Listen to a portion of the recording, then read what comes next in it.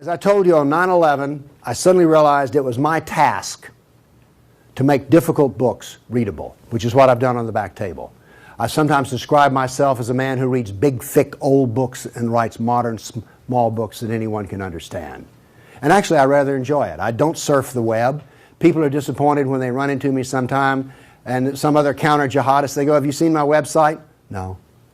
I don't even go to my own website. I have very little interest in the web except for Craigslist and Yahoo headlines and Drudge. That's it. So I like reading big, thick, old books. I really do. But I thought when I got my books written, in which the Quran was easy to understand, here's Muhammad, easy to understand, all these books on Sharia and everything were easy to understand, I thought, we win. No, we don't even have game. Because what I discovered was, other than a minority view, and trust me, you are so minor, everyone else's reaction to the knowledge, to the answer to question, what is the true nature of Islam, react in fear, hatred, and anger. When I try to explain to people something about Islam, they're terrified. So I thought people would run when I got my books published, and indeed they did run away from me. So I thought there was just one great question. What is the true nature of Islam? But I found there was a second question more important. Why are we afraid to know Islam? Now, remember I told you about stories? Here's the thing. My books are factual. They work here. But in dealing with human beings, if you're going to make a sale, any salesman will tell you this, the facts are secondary to the feelings.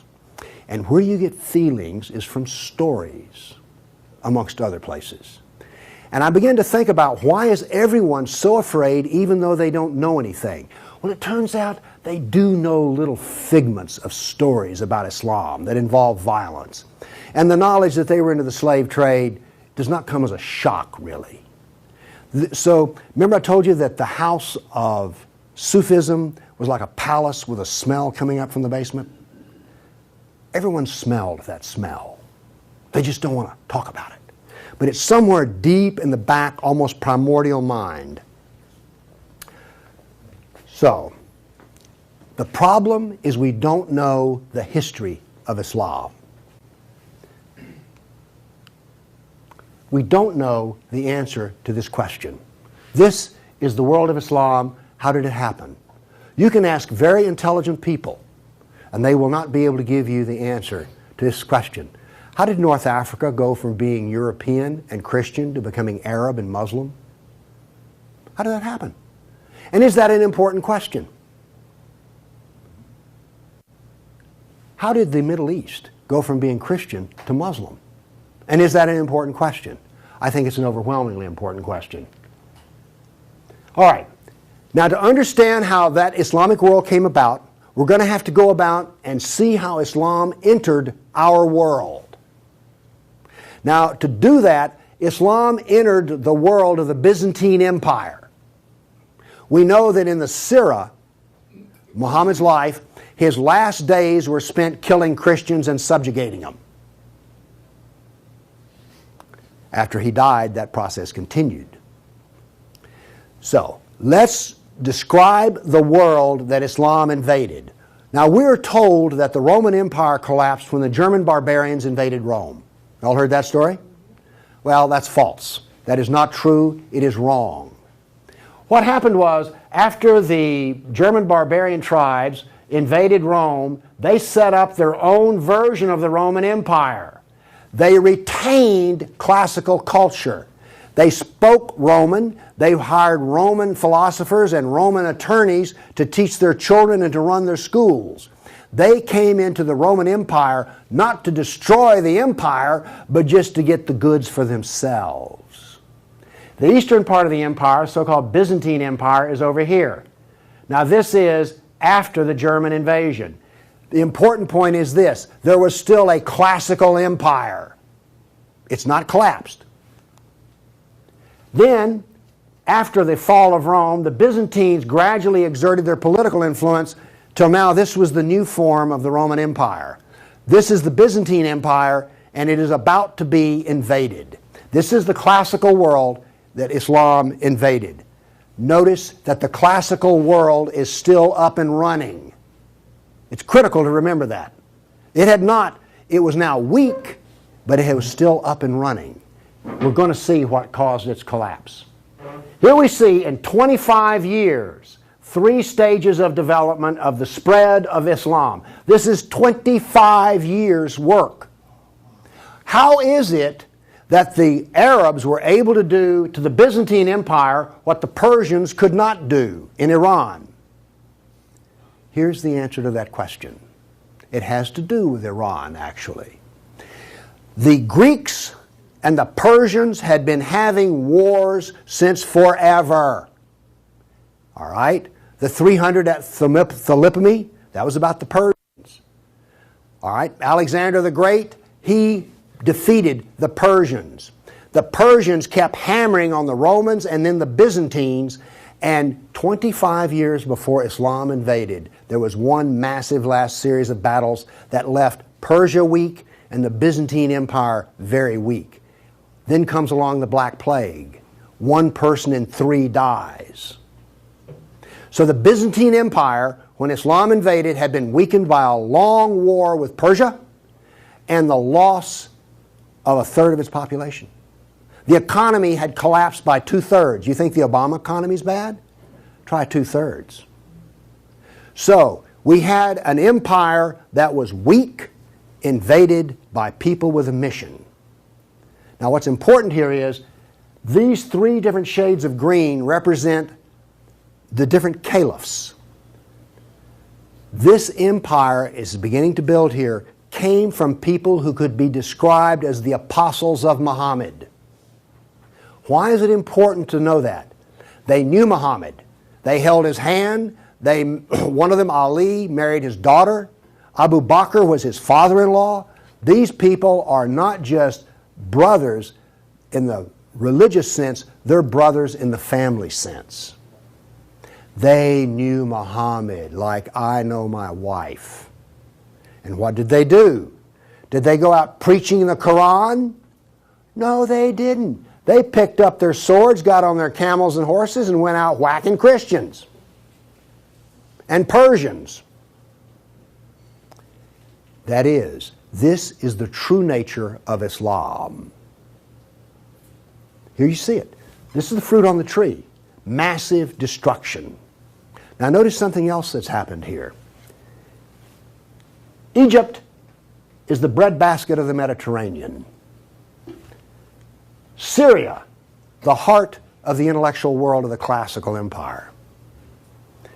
In 25 years, the classical civilization lost its ability to feed itself and lost its biggest brain trust. This destroys classical Christianity. Christianity that we have today is a bloody stump of the original Christianity. Why? This destroyed the heart of it, transformed it. The first stage of the annihilation of classical empire, gone. The heart of it's gone. Okay. A century later, notice over here in Spain, 750 AD, Spain is already Muslim. This is rapid fire conquest. This is going to become very important because this happened as it were in the life of a nation overnight. This brutal assault is the key as to why we fear Islam. Now then, you're next going to see history that you've not heard before. I'm not a historian, but I am a scientist. And I can reason from data. I knew, once I read the story of Muhammad, that I had been fed a pack of lies about what caused the Dark Ages. Roman barbarians didn't cause the Dark Ages. First off, why would these barbarians were Germans? These are the same people who made Germany. You're telling me they were too stupid to learn how to do Roman law and stuff? Of course not. They were very intelligent people. They didn't cause the collapse. But that's the classical theory. If you go to Vanderbilt, that's what they'll teach you. Here we go with the data. There has recently been a lot of classical ancient works that have been translated and put into a database format so they can be accessed. There's been massive archaeological research under the ocean and at the edge of the Mediterranean. From this archaeological research, we're able to track history and economies. All right? That figure I gave you about how the economy collapsed, that came from the study of sunken vessels. Because if you're not buying much, if 1 in 10, let's say 1 in 10 ships is sunk, that figure's not that high, but whatever. If you see a lot of sunken ships, there was a lot of ships sailing around. When they go down, the economy goes down. So from this data, we know a lot. And this, in particular, the database of ancient documents, gives us 548 battles that Islam fought against the classical world. This is all new information. I've talked with people who consider themselves history buffs, and they go, well, let's see, battles of Islam against Europe. Let's see, we've got the invasion, we got Tours, we got the invasion of at Gibraltar, we've got Lepanto, Gates of Vienna, collapse of... Okay, that's 5. You talk to a historian, and those are the 5 battles they can scratch up. And then I remind you, you can have all of these slides if you just send me an email for it. Okay, what does this new data show us? It shows us this. See the white spots? They're brand new battles. They're going to change to red. These are new. Every time, we're going to show you this all over again. Every tick is 20 years. The new battles for that 20-year period come up in white. Then they fade to red to show you the history. So white's what's happening right now. Red has happened. Let's see how these 548 battles act out over. We're going to watch, in 70 seconds, we're going to watch 1,200 years of conquest. Look how fast this is happening. Bam! Here comes... You didn't know France was hammered that hard, did you? You heard of Tours. Watch what's happening in Spain, in the islands. Now, many of these raids or battles, if they're at the coastline, are slave raids. The slaving that took place in here was extensive and went on and on. All of this work is also happening now then. We're now into the golden age of Baghdad. This is the punishment that's being handed out to Christians everywhere. In Spain, after one battle, there were knights' heads were cut off and they made a pile so high that a man on horseback couldn't see over them. All of the European civilization in North Africa is now gone. I have a question. Have you read the 13th Tribe? No. Okay. Now, pretty soon, and by the way, there will be a period of time, and you can see the clock running up here, there will be a brief blip of 5 battles that occur in North Africa, the Barbary Pirate Wars. We're on there. Okay? Now then, Byzantium has fallen. Now then, Eastern Europe is being hammered. Notice that it is relentless. It doesn't stop. This is the history that you're never told about. This is the history that explains how all of this came about. Now then, they're getting slower because Islam is becoming weaker.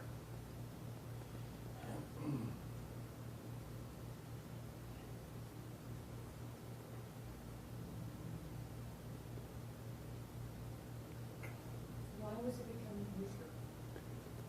Corruption. All empires collapse from the inside ultimately. Okay. I say that what caused the collapse of classical civilization was not the invading German barbarian tribes. I say that classical civilization was destroyed by Islam. Now comes the question, why do we not want to know that? We're going to answer that question. All right, now I want to give you the headlines. With all those little dots, basically what I've showed you is just quantity. Okay? Relentless, but quantity. Now I'm going to give, we gave you 1,200 years of battles in like 70 seconds. Now we're going to go through in about 4 minutes. I'm going to give you the headlines from each century so you will know the emotional tone of what is happening. All right, 7th century. Muhammad sent Khalid out, the sword of Allah, to the Jazima tribe to offer Islam. They refused. He annihilated every one of them. At the Battle of Oasis in Iraq, for 2 days he spent out rounding up the losers, put them in a dry stream bed and cut off heads until the stream ran with blood. He then took the captain of the Zoroastrian Persian tribe. His wife was there. He cut off the man's head, let the blood drain into the soil, and raped his wife in the bloody soil. That was one of the companions of Muhammad. This is the nature of jihad. Where did Khalid learn how to do that? From Muhammad. From Muhammad at the Battle of Khaybar. Umar conquered Jerusalem, and every Jew and every Christian became a dhimmi, which is a third-class semi-slave. You're now going to see, for the next few centuries, you're going to see Golden Age. We're told this myth of the Golden Age, how wonderful Islam is. So here's what's happening during the Golden Age. They started attacking Sind, which is the Hindus. 26,000 Hindus died. Armenian nobles were herded into a church after a debate, and the building burned down on top of them. At Ephesus, 7,000 Greeks are enslaved. We're still having the Golden Age. All new churches were ordered destroyed. At Amorium, there was massive enslavement of all the Christians. The Egyptian Christians revolt over the jizya, which is the dhimmi tax under the Sharia.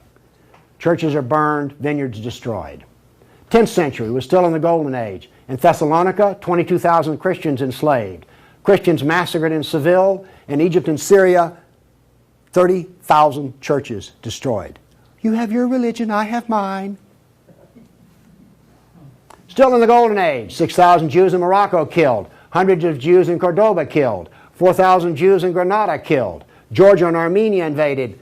In Hindustan, 15,000 killed, 500,000 enslaved. Golden Age. Still upon us. In Yemen, the Jews are given the choice of convert or die. The Christians of Granada are deported to Morocco. And in India, cities are destroyed under the order convert or die. In one town, 20,000 Hindus became slaves. Still the Golden Age. 50,000 Hindu slaves decided to get freedom by converting to Islam. A new 20-year campaign created 400,000 new Muslims out of Hindus. Buddhist monks butchered, nuns raped. In Damascus and Safed, mass murder of Christians. Jews in Marrakesh massacred. Tabriz, forced conversion of Jews. Still, we're in the Golden Age. There are riots in Cairo. Churches are burned. Jews of Tabriz are forced to convert. Tamerlane, one of the most evil men who ever lived, massacred 90,000 Hindus in one day. 30,000 in another battle, massacred in cold blood. Another Muslim leader takes 180,000 Hindu slaves. Oops, we're out of the Golden Age. See if you notice any change in tenor. Tamerlane destroys 700 villages in India. Now then comes He then turned to Iraq and annihilated the Nestorian and Jacobite Christians. The Nestorian Christians, half of the Silk Route in China was Nestorian Christian. The Nestorian Christians had emissaries and missionaries in the court of China. Afghanistan was partly Christian. All right? Gone. This is part of the destruction of the church that no one knows about. 700 years of attack, they finally destroy Constantinople. 16th century, the son of Tamerlane destroys temples, forced conversions. 2 of his generals built 2 towers of human heads. Once again, you couldn't see over them. And then noble women, Hindu women, started the practice of sati, which was mass suicide in order not to be sex slaves inside of the Sultan's harem. 17th century, Jews of Yemen and Persia forced to convert, forced conversions of Greeks. The Zoroastrians are persecuted in Persia, and over 500,000 killed Hindus. 18th century, more Zoroastrian persecution, Jews of Jeddah expelled, Jews of Morocco massacred, Hindu persecution continues. 19th century, more forced conversion of Jews, Jews of Baghdad massacred. Oops, 250,000 Armenian Christians slaughtered in Turkey. Now then, in Persia, the Zoroastrians are completely annihilated. 20th century, over 1 million Armenian Christians killed. 1 million. So you now not only know the number of battles, you now see the tenor of what's going on. You now know quality and quantity. Do you get the drift on how bad this was? Now then, the establishment doctrine is that we've already told you classical collapse had nothing to do with Islam. And indeed, Islam was a source of good because the hillbilly Europeans lost their classical learning and the shrewd, smart Arab Muslims preserved all the knowledge in the Golden Age. This is what is taught in our schools. I maintain that it was annihilated by Islam. Okay. We've been talking about land here. I now want to talk about water because classical civilization was based upon the Mediterranean Sea. Egypt was part of the Mediterranean world. It was not part of the African world, okay? Because to go from Alexandria, Egypt to Nigeria was a lifetime. But you could get on a ship and be there in 10 days. Does this make sense? It was cheap transportation. You could haul a ton of grain from Egypt to Rome as much as it cost 75 miles by ox cart. This is important. I'm going to be driving back on the interstate after I finish talking here. I do not expect to be attacked or shot at on the way. I presume that the interstate is safe travel. It used to be that way under the Roman peace. That ended. The importance of naval work, as many as 500 boats could be in the harbor of Constantinople. The collapse of the freedom of sea. Let me show you something. Now we know this from history, the data. Rome used to communicate with France by boat.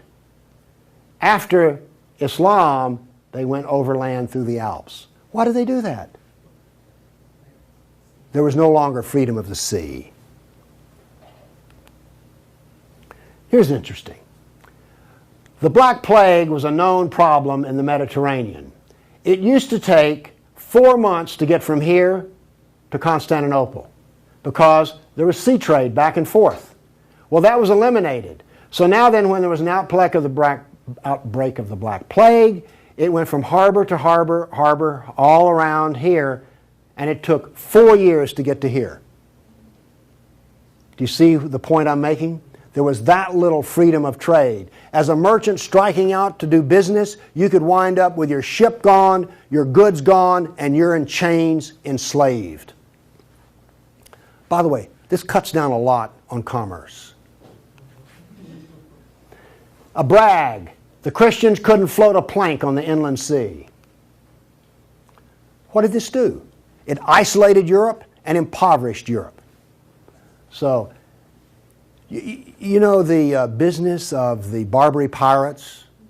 You know the business of the Somali pirates? Same. It is Sunnah. It is Sunnah, the way of Muhammad. There's a famous hadith which is repeated endlessly in which Muhammad awakes in a dream and he sees his jihadists sailing the inland sea. Islam always practices, where possible, economic warfare. Muhammad attacked caravans. What was attacked in New York? World Trade Center. Ooh, Trade Center. This, economic warfare. I am an admirer of Islamic civilizational war methods. They're superior to everyone else's thinking in war. They use everything for war. Everything, including the womb. This was an economic jihad. There were three, you've heard of the Dark Ages? Well, there were 3 Dark Ages. One in Europe, one in Turkey, one in North Africa. You weren't told that, were you? Wonder why. Here we see some ruins. What's the importance of these ruins? Well, they're up and standing. What happened to all the ruins in Rome? Well, the people who were still living there used them as quarries. They harvested them. The Colosseum remained simply because it was so big. What does this tell us here? If all this stone is still stacked up, there were no people. The invasion of North Africa was so brutal and so fast that it actually left in the harbor a layer of silt. Here's how that happened.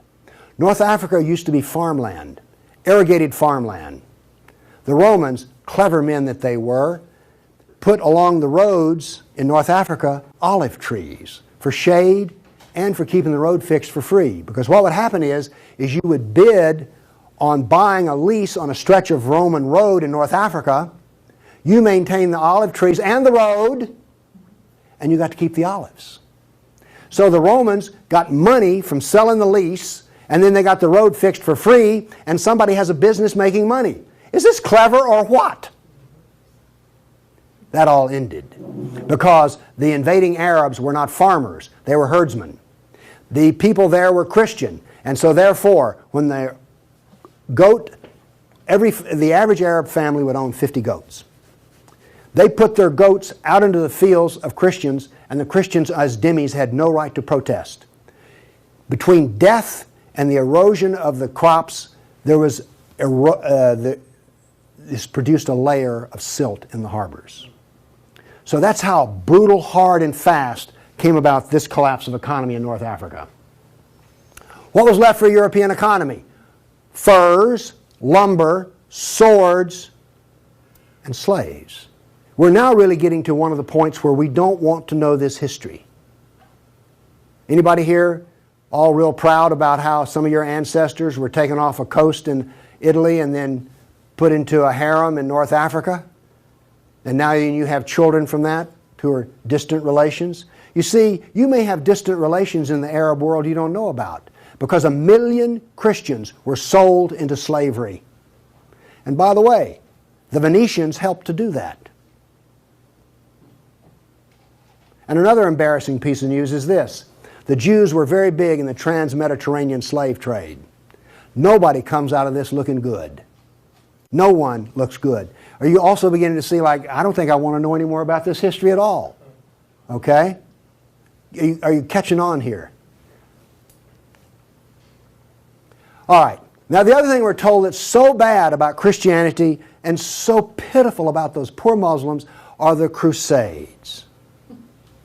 Who's ever heard this? Well, the Crusades, oh, that's so embarrassing. Gosh, you know, we got out of Europe, we went over there and invaded the Arab lands, and then we killed them and hurt them, and like, oh, I've heard preachers wallow in pity about how drastically bad the Crusades were. All right, first off, Islam, remember, destroyed 30,000 churches. The Jews and Christians were dhimmis. There was infinite number of brutality against Christians. Christians were fleeing the Middle East, and the Byzantine emperor appealed to the Pope, help us, please. Now, this was a big thing to do because the Byzantine emperor and the Pope did not get along at all. But these were desperate people. And what did the Pope look out and see? This is the world that he saw in 1100, the time of the First Crusade. Well, let's see. This much of Spain is Muslim, and we're getting our behind kicked on a regular basis. Oh, well, this Christianity's gone. Oops, this Christianity's gone. And look at all the battles in the non-Christian, in the areas that are still Christian. Do you see the geopolitical problem that the Pope was facing here? This was not just some, we'll saddle up, get on our horses, and go steal from them Arabs, which is what you're told.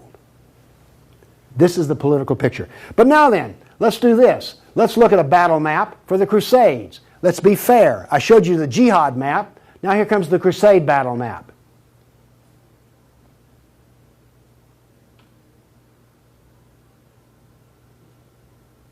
We're almost done. That's it. Now we're told that the Crusades are the moral equivalent of jihad. And therefore we need to be ashamed and whine and cry. All right.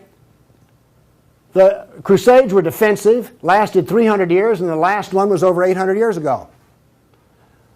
All the jihad was offensive, lasted 1,400 years, and it's happening right now. in all probability, some Christian is being slaughtered in Nigeria today. Now, is this moral equivalence?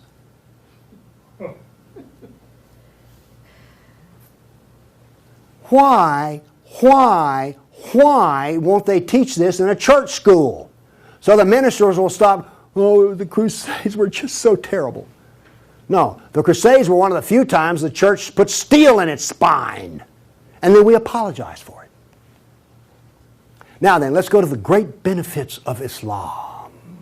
We're told about two different golden ages. We're told about Andalus, the wonderful empire in Spain, in which there was multicultural peace, and Jew and Christian and Muslim all lived together in a golden age in Europe.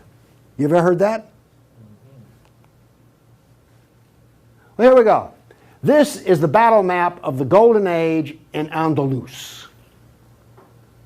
Now, while all this is going on, orders for slaves are being filled. The first slave order out of Spain was the Caliph ordered up 3,000 blonde virgins. They were shipped out of Spain. Battles are going on in which Christian knights die. But notice something here. The Christians won't quit fighting. This is going to take 700 years, and there's going to be nearly 150 battles fought. Where was this caliph located? There was more than one caliph at the time. This was a caliph in North Africa. Okay. Now then, looking at this, do you understand why when Isabel and Ferdinand were finally in full power, they told every Muslim in Spain to get out of here? They drove everyone out. Okay. My question for you is this. Was Andalus a multicultural golden age or a reign of terror? I claim it was a reign of terror, and it was not a golden age at all.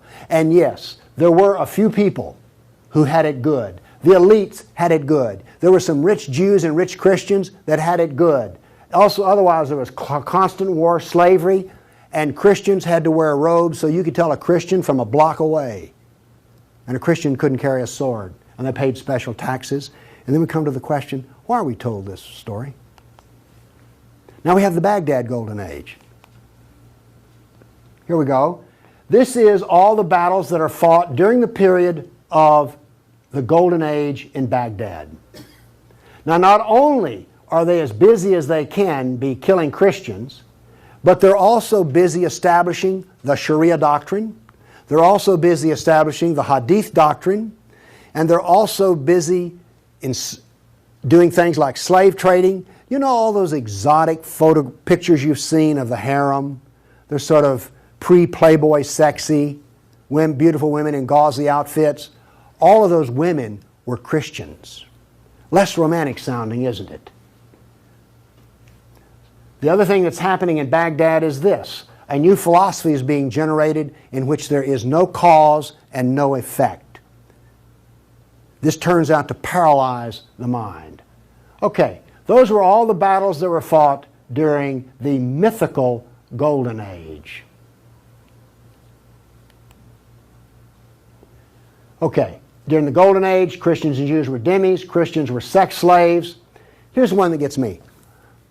During this Baghdad Golden Age, they evolved a philosophy in which there were no laws of nature and there was no cause and effect. I'm a scientist. We work off of two laws, the law of contradiction, does the data contradict the data, and the law of cause and effect.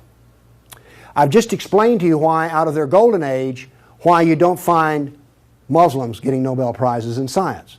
You cannot be a scientist and not believe in cause and effect. You just can't. Won't work. Now then, the Christians did all of the vaunted translation of the Golden Age text, and get this. We're told that this was such a great peak of learning, they destroyed 90% of the books.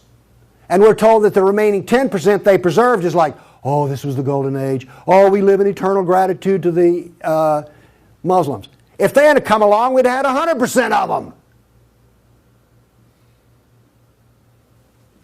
Presented with a library in India, The largest library in the world was a Buddhist library in Nalanda.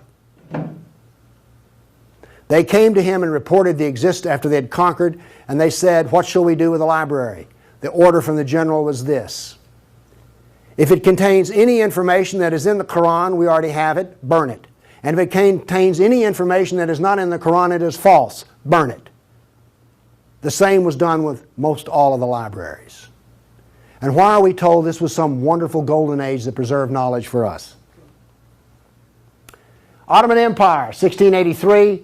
The reason I have this up here, Islam in Europe.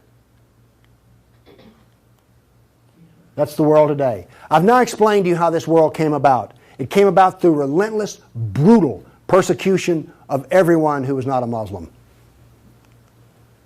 Now then, let's change to modern times. All of that work stops in 1922.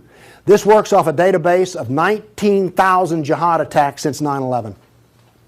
There are things like this. I know the date, the country, the city, how many are killed, how many injured, and a description. Now, when you present a guy like me with 19,000 pieces of data, I start asking questions. How do we make this make sense? So let's make it make sense. By the way, you did hear all about these 19,000 attacks in the Tennessean and the local newspaper, didn't you? You did hear about this. It was on the nightly news. We've heard about Fort Hood. Oh, the workplace incident. Oh yeah, I got that. All right. Anyway, moving along here. This, by the way, is where all these took place. I just think that's interesting. And you'll notice something. This is the Islamic world, and it all centers around it. But notice how much is happening in Europe. Okay. I take the data and I parse it and I divide it. I use Islamic doctrine to analyze this data. What does Islam insist on? Well, in my first lecture, I told you they're fixated on the kafir, right? So I use the kafir to analyze this data from an Islamic standpoint. See, I'm the ultimate multiculturalist. No, really. I'm the only person you've ever met who analyzes Islam on the basis of Islam. Here we go. Here we have, in the last 10 years, the total number of attacks. In the green, we have Muslim on Muslim violence. You mean a Muslim will kill a Muslim? Really? They're doing it in Syria as we speak, right? Remember Iran, Iraq? Okay. Then we have the only one I care about. I mean, my motto here is sell weapons and intelligence to the loser. I'm very serious. You think I'm joking. I know. Okay, here's our story right here. Stays pretty level. That's interesting. By the way, there's hardly a day in which there's not a jihad attack. Modern jihad is relentless, just like classical. Oh, by the way, one of the things this curve proves right here, Islam is bad for Kafirs. Islam is bad for Muslims. Islam is bad for Muslim and non-Muslim. That's what this data shows us. You want to argue with that? Okay, modern jihad is relentless. But what did we see in the other battle map? It was relentless. There are two types of jihad, against the kafir and against Muslim. You see, every time they kill a Muslim, the reason in Syria they're killing other Muslims, they're not real Muslims. Okay? Now then, we've introduced, however, a new phenomena. The mom and pop non-state jihadi shop. Okay? All of those battles up to 1922 were out of the caliph. Okay? We now have non-state jihad. That is all that is different. Okay, jihad attacks per year. I just chose the top 4 nations. But this doesn't really give us what we want because Israel's teeny-weeny and India's great big, so let's do this on per capita. Now then, Israel, I bet you were surprised about Thailand. You didn't know that Thailand was getting whacked on a regular basis, did you? And look, here's a Christian nation, the Philippines, ranks number 3. And then India was Hindu. Oops, wait a minute. Do you know what I just told you? Jihad is against the Jew, the Buddhist, the Christian, and the Hindu. This is the data. Now you go to these dialogues, these multicultural smoozes they have, where the preacher and the rabbi and the imam show up. The preacher and the rabbi show up to tie. The Muslim shows up to win. And then what does the Muslim tell them? Oh, the Christians and the Jews, they're people of the book. Oh, we're brothers in the religion of Abraham with the Christian and the Jew. You know, we're practically the same. We're brothers in Abraham. How's that stuff work out? Well, here's one of your people of the book. Here's another people of the book. Turns out they'll kill a Jew, a Buddhist, a Christian, or a Hindu just as fast as they will another. So much for being brothers in the religion of Abraham. The data does not support the theory. Therefore, the theory is wrong. There is no brotherhood of Abraham except in the minds of people who occupy pulpits. The jihad is against the Jew, the Buddhist, the Christian, the Hindu, and the secularists, by the way. The secularists are the worst of all. Well, maybe worse than the Hindu. It gets hard to know, you know, I mean, really. It's against all kafirs. That's who the jihad is against. The religion of peace. Here we go. 548 battles, 19,000 jihad attacks. In 12 decades and 1,400 years that are jihad-free. Therefore, Islam is 91% violence and 9% peace. So George Bush was 9% right when he declared religion of peace. Constant violence is why? There's a doctrine. The doctrine of jihad is found in the Sirah, the Quran, and the Hadith. We've already been over this. They don't like kafirs. We have a whole doctrine of jihad within the text. Islam was only successful through jihad. Therefore, we have a doctrine which produces jihad, and it produces this effect of the collapse of civilizations. Here you go. Tears of jihad. 270 million dead over 1,400 years. Read them and weep. Read them and weep. The doctrine drives history. History shows the true nature of political Islam. Political Islam is the enemy of all Kafir nations. There's an intellectual history. In 1,400 years, I've read a lot of old documents. They never talk about the Muslim. They talk about the Arab, the Turk, the Moor, Al-Qaeda, Asian, and it's always been by specialists. And today, all the established specialists are apologists for Islam. Why was the Quran code not cracked recently? How come we don't teach Muhammad? And why is the Golden Age propaganda taught? Why do we remain ignorant and keep suffering? I maintain there's a reason for this. I maintain that this constant brutality over the centuries has produced in the Western mind the equivalent of the abused dog, the beaten wife, and the raped child. We do not think correctly.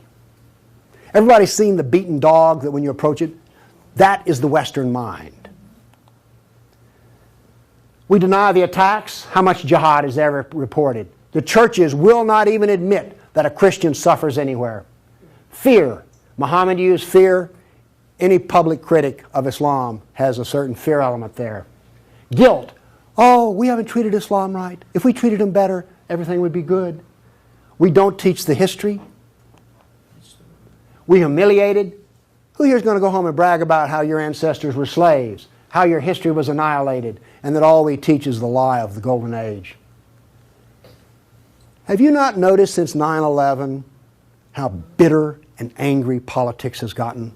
The reason is we're not allowed to get angry at the enemy, so we get cranky with each other. We're powerless. Anybody want to debate about this?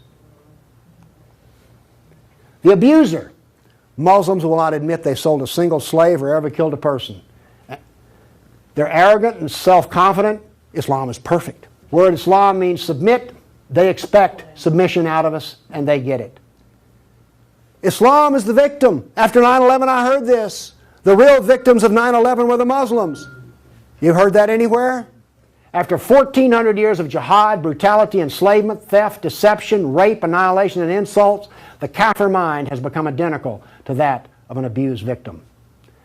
Our only solution is to face our history and welcome it and embrace it. This is exactly the way we will heal our nation, is the way we heal a person who's been brutalized. You have to go back to the original event. And this is why we are afraid. Thank you.